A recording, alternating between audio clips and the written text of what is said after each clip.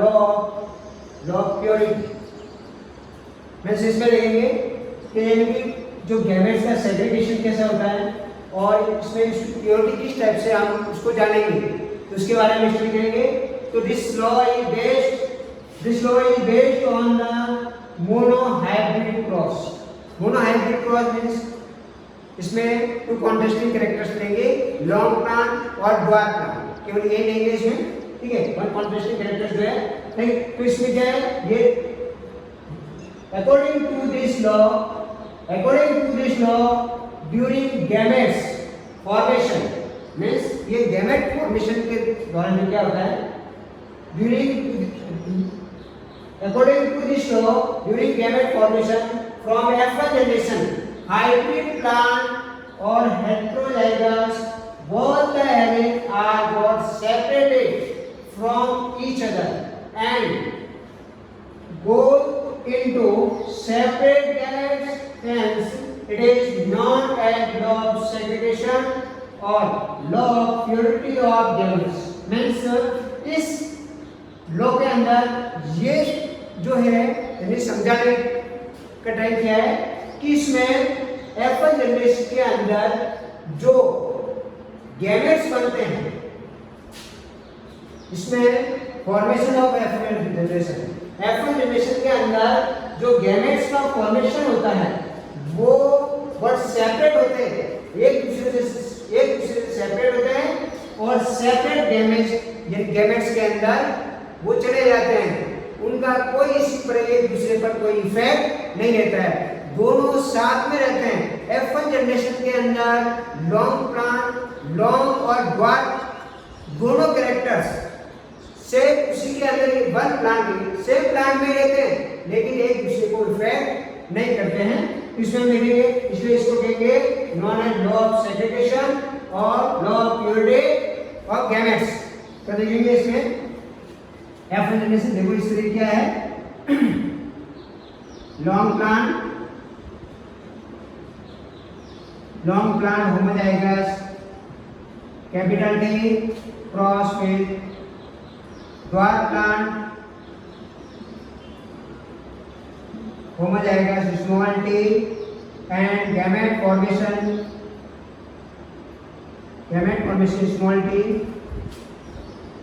small t इसमें cross कराया जाता है, तो इसमें capital T small t।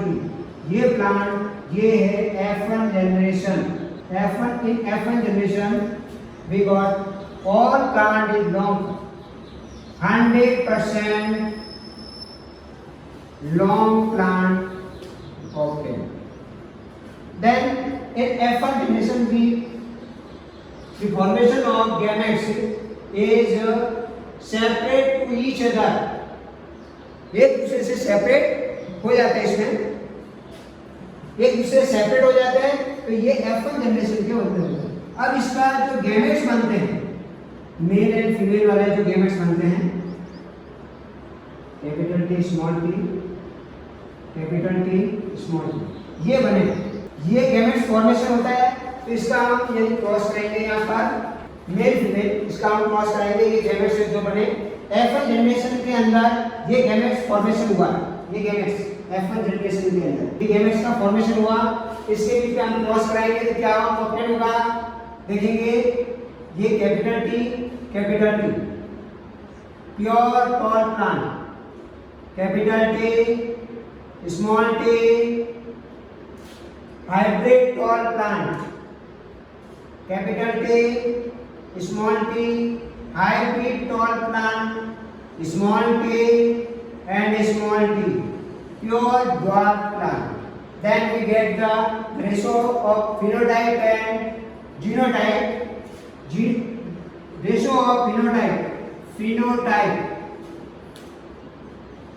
ratio देंगे। फिनोटाइप कौन है, एक्सटर्नल अपीयरेंस को हम शो करेंगे फिनोटाइप के अंदर। तो इसका रेशियो क्या होता है, 1 रेशियो, देखो 1 ये pure tall plant 1, pure dwarf plant ये, और ये प्योर ड्वार्फ प्लांट। लेकिन हम फिनोटाइप के अंदर केवल एक्सटर्नल अटैच लेंगे तो लॉन्ग प्लांट देखो ये भी लॉन्ग है, ये भी लॉन्ग है, ये भी लॉन्ग है, तो इसका रेशो हम क्या लेंगे 3:1। फिनोटाइप के अंदर मतलब 3 लॉन्ग प्लांट है, ये भी लॉन्ग है, देखो ये डोमिनेंट कैरेक्टर टी, इसमें भी डोमिनेंट कैरेक्टर टी, इसमें भी डोमिनेंट कैरेक्टर टी, तो तीनों में डोमिनेंट कैरेक्टर है जो लॉन्ग प्लांट हुए। लॉन्ग प्लांट हुए तो लॉन्ग प्लांट कितने हुए 1 2 3, तो 3 ये लॉन्ग प्लांट, 1 डॉट प्लांट, ये डॉट प्लांट। तो फिनोटाइप क्या होगा 3:1। Then you get the genotype.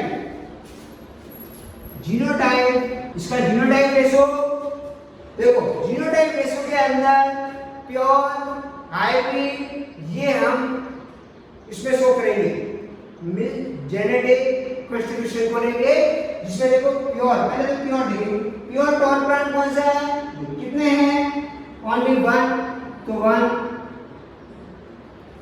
Hybrid tall plant 1 और 2, हाइब्रिड टॉल प्लांट 1 और 2, ये 2 प्लांट, एक तो ये हाइब्रिड टॉल प्लांट, एक ये हाइब्रिड टॉल प्लांट, ये 2 हो गया। नेक्स्ट प्योर ड्वार्फ प्लांट 1, ये 1 प्योर ड्वार्फ प्लांट, तो ये क्या है प्योर टॉल प्लांट, ये hybrid tall 2 plant and pure dwarf plant. तो जीनोटाइप क्या होगा इसका, law of separation of purity of gametes के अंदर फिनोटाइप का रेशो 3:1, जीनोटाइप 1:2:1। तो ये एग्जाम में आपको यानी कि रेशो भी फाइंड आउट करना है, ठीक है, तो इसके हिसाब से आपको नंबर मिलेंगे। तो ये रेशो भी ये कर रहा है, ठीक है, तो ये हो गया law of segregation. Law of segregation हमें क्या शो कराता है, ये क्या बताता है, ये बताता है कि जो F1 जनरेशन के अंदर जो गैमेट्स बनते हैं, F1 जनरेशन के अंदर गैमेट्स का फॉर्मेशन हुआ, ये गैमेट्स फॉर्मेशन होता है तो वो उनके सेपरेट, वो एक दूसरे से सेपरेट हो जाते हैं और उनके गैमेट्स में चले जाते हैं, और गैमेट्स में चले जाते हैं वापिस। यहाँ पे देखो एक ही प्लांट सेम यानी कि सेम प्लांट है, उसी के अंदर लॉन्ग प्लांट और डॉट प्लांट दोनों के कैरेक्टर है एक ही प्लांट के अंदर। जब इसके F1 जनरेशन के गैमेट्स फिर उनमें सेल्फ क्रॉस कराने के बाद में देखो एक तो प्योर यानी डॉट प्लांट, एक जो है प्योर टॉल प्लांट है। तो यहाँ पे तो दोनों साथ में थे, क्योंकि सेपरेट होने के बाद में भी एक दूसरे को इफेक्ट नहीं किया इन्होंने, और सेपरेट गैमेट बनाए और सेपरेट प्योर टॉल प्लांट और प्योर डॉट प्लांट बनाए। ये यानी इस तरीके से ये हमें ये समझाने की कोशिश करते हैं, इस लॉ के द्वारा यही समझते हैं कि गैमेट्स बनते हैं वो साथ में रहते हुए भी एक दूसरे को कोई इफेक्ट नहीं करते हैं, और जब गैमेट्स बनाते हैं तो जो है एक दूसरे से सेग्रेगेशन होते हैं और प्योरिटी लिए हुए होते हैं। तो स्टूडेंट्स नेक्स्ट हम देखेंगे इसमें, नेक्स्ट लॉ है law of independent assortment. This law is based on the dihybrid cross.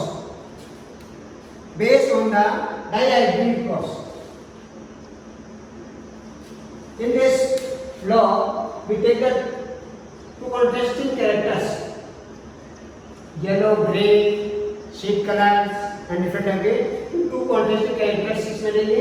इसमें क्या होता है इस law के अंदर, means टू से ज्यादा जो कैरेक्टर्स कॉन्ट्रास्ट कैरेक्टर्स जो होते हैं उसमें वो एक साथ में भी रहते हुए वो फ्रीली गैमेट्स बनाने लगे, इंडिपेंडेंट फ्रीली गैमेट्स बनाएंगे और इसमें उनका असॉर्टमेंट होगा अलग अलग, वो अपने गैमेट्स में जाएंगे इंडिपेंडेंट, एक साथ में भी रहते हुए कोई एक दूसरे को इफेक्ट नहीं करेगा, अनइफेक्ट रहेंगे। तो देखो according to this law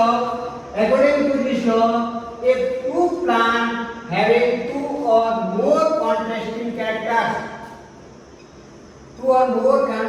characters are crossed, then inheritance of one character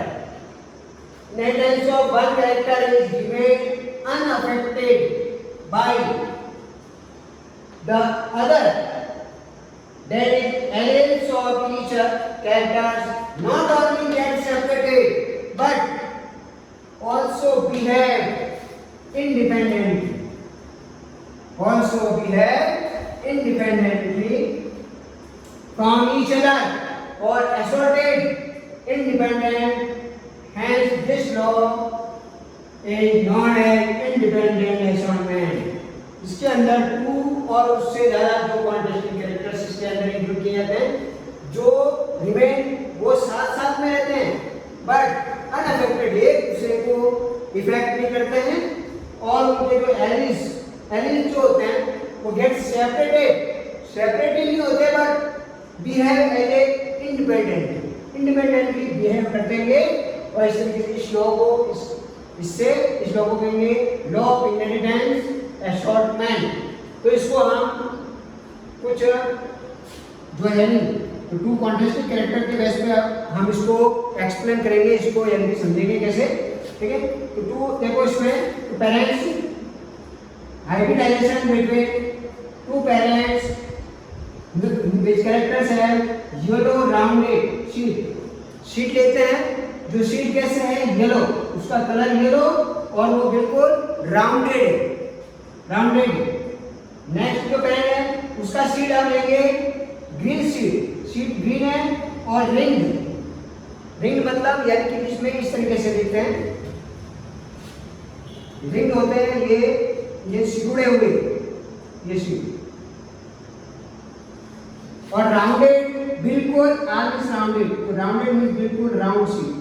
मटर पी प्लांट जो है पी सीड, जिसको ना बॉटनिकल नेम पाइसम सेटाइवम, जिसका जो सीड है बिल्कुल राउंडेड येलो और राउंडेड सीड, और ये ग्रीन एंड रिंग मतलब इस तरीके से कुछ सिकुड़ा हुआ ऐसे होते हैं। तो इन दोनों के बीच में क्रॉस कराते हैं, हाइब्रिडाइजेशन कराते हैं। तो पहले हम देखेंगे इसके हाइब्रिडाइजेशन कराते हैं, ये येलो राउंडेड और ये स्मॉल बाई और स्मॉल आर ये है ग्रीन रिंगेड को शो करता है। इन दोनों के बीच में क्रॉस कराते हैं। तो F1 जनरेशन के अंदर capital Y small y capital R small r means 100% yellow rounded sheet obtain होते हैं। येलो राउंडेड शीट ऑब्टेन होते हैं, तो ये हुए डोमिनेंट कैरेक्टर्स और ये है recessive character. Small capital letter small letter जो होते हैं, स्मॉल लेटर जो वर्ड्स होते हैं वो रिसेसिव और कैपिटल लेटर में होते हैं वो डोमिनेंस। तो F1 जनरेशन के अंदर जो है जो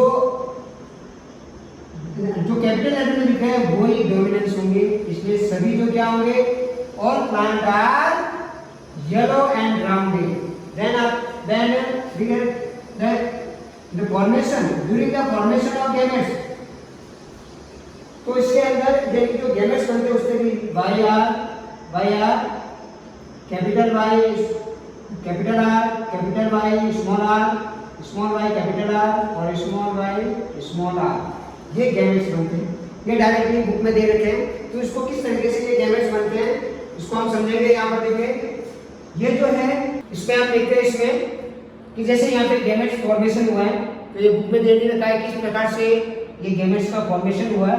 तो मैं यहाँ पे इसको शो करूँगा विज्ञान गैमेट्स फॉर्मेशन। तो ये जो गैमेट्स ये जो बने इसको पहले आप क्रॉस करेंगे, सेल क्रॉस, इसको सेल कॉम्बिनेशन करेंगे capital Y small Y capital R small R, then cross between capital Y capital R, ये कैपिटल वाई कैपिटल आर ये फर्स्ट गैमेट्स हो गया। Next second capital Y small R small Y capital R small Y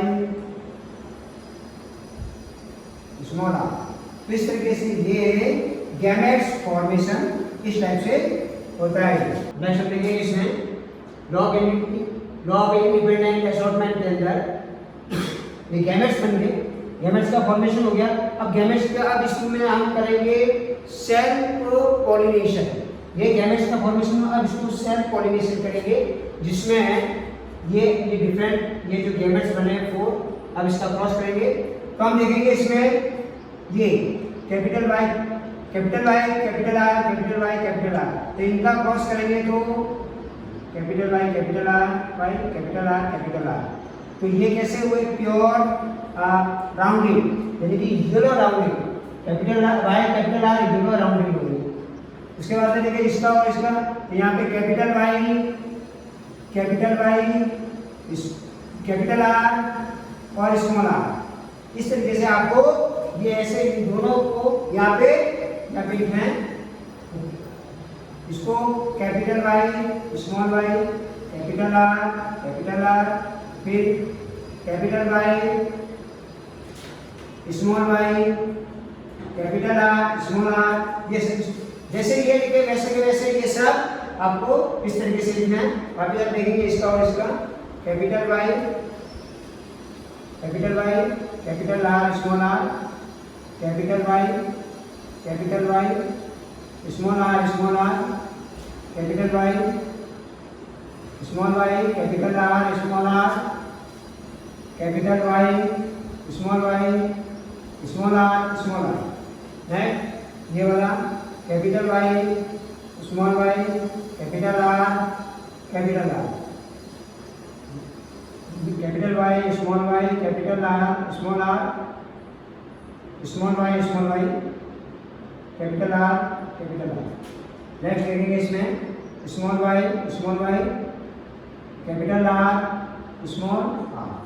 next capital Y small Y capital R small R capital Y small are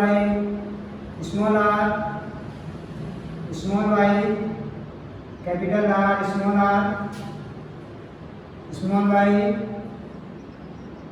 are. तो ये सब इस तरीके से हम इन दोनों के बीच में ये क्रॉस कराए तो अब क्या है जैसे कैपिटल वाई ये रिप्रेजेंट कैसे करते हैं, ये यहाँ पर ये देखो दोनों कैपिटल वाई और कैपिटल आर तो येलो राउंड होंगे और स्मॉल वाई और स्मॉल आर होंगे तो ग्रीन रिबन होंगे। लेकिन इसमें ये भी देखना है कि ये तो है डोमिनेंट कैरेक्टर्स, ये डोमिनेंट कैरेक्टर है, ये जिसमें शो होता है वही कैरेक्टर अपीयर होगा, वो शो होगा कैरेक्टर, ठीक है। तो इसमें देखेंगे ये वाले जो होंगे ये येलो राउंडेड, ये है येलो राउंडेड, ये भी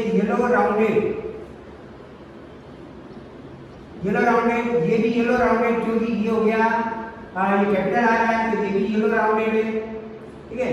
उसके बाद में ये भी येलो राउंडेड, ये भी येलो राउंडेड, ये हाइब्रिड है लेकिन है येलो राउंडेड। तो अब हम देखते हैं इसका फिनोटाइप और जीनोटाइप एंड जीनोटाइप रेशो हम फाइंड आउट करेंगे। तो पहले हम देखेंगे फिनोटाइप रेशो या फिनोटाइप उसका अच्छा लिखते हैं phenotype ratio phenotype ratio means external appearance को हम इसमें शो करेंगे, मींस प्लांट बाहर से कैसा दिखाई दे रहा है। तो इसमें हम देखेंगे फिनोटाइप रेशो के अंदर हम देखेंगे पहले येलो राउंडेड हम देखेंगे पहले येलो राउंडेड कितने से येलो राउंडेड के अंदर देखेंगे फर्स्ट 1, ये भी येलो राउंडेड है 2 3 4 5, ये तो हो गया डिफरेंट हो गया, नहीं होगा येलो राउंडेड 6, ये नहीं है, ये येलो राउंडेड 7, येलो राउंडेड 8 और ये 9, येलो राउंडेड इसमें 9 है, येलो राउंडेड 9। उसके बाद में हम देखेंगे इसके अंदर नेक्स्ट हम इसमें देखेंगे येलो राउंडेड 9, हमने इसमें काउंट किया येलो राउंडेड 9 काउंट कर लिया। नेक्स्ट हम देखेंगे इसमें येलो रिंकल ना, तो येलो रिंकल के अंदर हम फिनोटाइप के अंदर देखेंगे येलो और रिंकल कौन से, येलो के अंदर मींस होना चाहिए वाई कैपिटल होना चाहिए येलो रिंकल, और रिंकल के अंदर हम यानी कैसे होना चाहिए स्मॉल आर होना चाहिए। इसमें देखो कैपिटल वाई स्मॉल आर का है, कैपिटल वाई स्मॉल आर, एक तो 1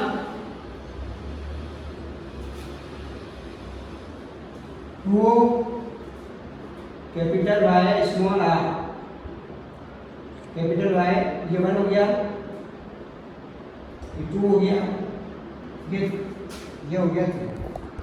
तो 1 2 3 1 2 3। तो ये इसमें हम देखेंगे येलो रिंकल होंगे 3 होंगे।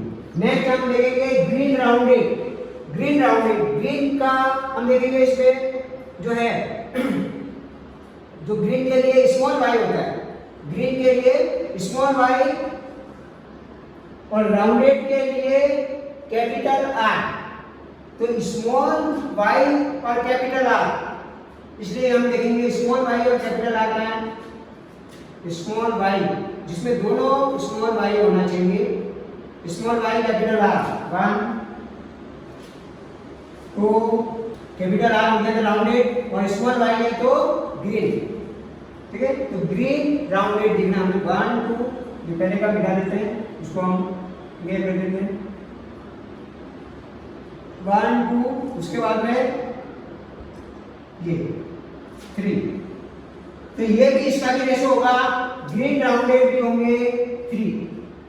नेक्स्ट हम देखेंगे ग्रीन रिंकल, ग्रीन के लिए स्मॉल वाई, दोनों स्मॉल वाई होने चाहिए और रिंकल के लिए दोनों स्मॉल आर होने चाहिए। तो देखते हैं अपन इसमें दोनों स्मॉल वाई और दोनों स्मॉल आर का है लास्ट में। पहले काम ये कर देते हैं, ये only one green wrinkle, only one. So represent the phenotype ratio is 9 3 ratio 3 and 1, 9 ratio 3 ratio 3 ratio 1. So this ratio is phenotype of law of independent assortment, ठीक है। तो ये होगा फिनोटाइप का रेशो। नेक्स्ट हम जीनोटाइप का ratio हम देखेंगे, सो करेंगे इसमें जीनोटाइप जो है हम देखेंगे इसमें डिफरेंट टाइप के, जिसमें जेनेटिक कॉन्स्टिट्यूशन लेंगे में से अगर एक की आर या कैपिटल और स्मॉल लेटर दोनों अगर डिफरेंट है तो वो अलग ही हो जाएगा। तो ये इसमें इतने टाइप के yellow rounded capital Y capital R, yellow rounded capital Y capital R केवल 1 है ये, और कहीं भी नहीं आपको दिखाई देगा, केवल 1 है। तो ये होगा 1 कैपिटल वाई स्मॉल वाई और कैपिटल आर, इसका हम कैपिटल वाई स्मॉल आर इसमें देखेंगे तो केवल ये देखेंगे 2, हम देखेंगे इसमें कैपिटल वाई और small R, sorry capital R, ये जो है ये 1। उसके बाद में ऐसे कैसे एक और इसमें देखते हैं जिसमें कैपिटल वाई स्मॉल वाई और दोनों कैपिटल आर, ये और ये सेम दिखाई देगा और कहीं भी आपको ये दिखाई देगा इसमें। तो ये हो गया 2। इसी टाइप से आपको ये सभी जो है इस टाइप के जीनोटाइप आपको निकालने हैं, इस टाइप से निकालने हैं, ठीक है। नेक्स्ट हम देखेंगे इसमें मेंडल्स लॉ का हमने पूरा चैप्टर जो स्टडी किया है उसका कंक्लूजन क्या है, उससे हमारे जो है हमारे लिए किस प्रकार से यूजफुल है, इस चैप्टर की स्टडी किए तो हमारे लिए किस प्रकार से यूजफुल है, साइंस के लिए किस प्रकार से यूजफुल है, इसका इंपॉर्टेंस हम जानेंगे। इंपॉर्टेंस जानने के लिए देखते हैं अपन importance of Mendel's law of inheritance. Mendel law का इनहेरिटेंस, इसका इंपॉर्टेंस क्या है वो देखेंगे हम। तो फिर हम देखेंगे first point the expression of the dominant character. इसमें केवल डोमिनेंट कैरेक्टर का ही एक्सप्रेशन, यानी कि इसमें एक्सप्रेशन होता है, रिसेसिव कैरेक्टर का एक्सप्रेशन नहीं होता है।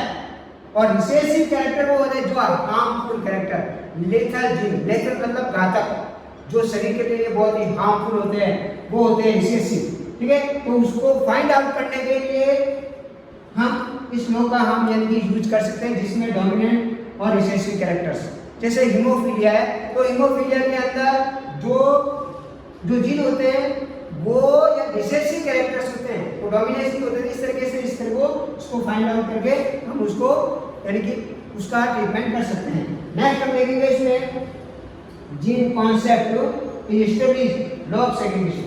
लॉ ऑफ सेग्रीगेशन के ये जो लॉ ऑफ सेग्रीगेशन है इसके अंदर हम जीन कॉन्सेप्ट को एस्टैब्लिश कर सकते हैं। मतलब जीन क्या करता है, इसमें किसी भी कैरेक्टर को कंट्रोल करता है।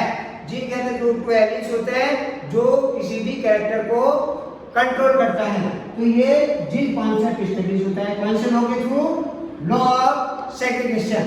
नेक्स्ट हम देखेंगे इसमें जो जीन यानी कि जीन जो किस प्रकार से कैरेक्टर को यानी कॉन्ट्रास्टिंग कैरेक्टर्स होते हैं उसको कंट्रोल करता है। जैसे टॉल और ठीक है, ये एलिमेंट्स होते हैं जिनके अंदर टॉल प्लांट के लिए कैपिटल टी और स्मॉल प्लांट के लिए स्मॉल टी।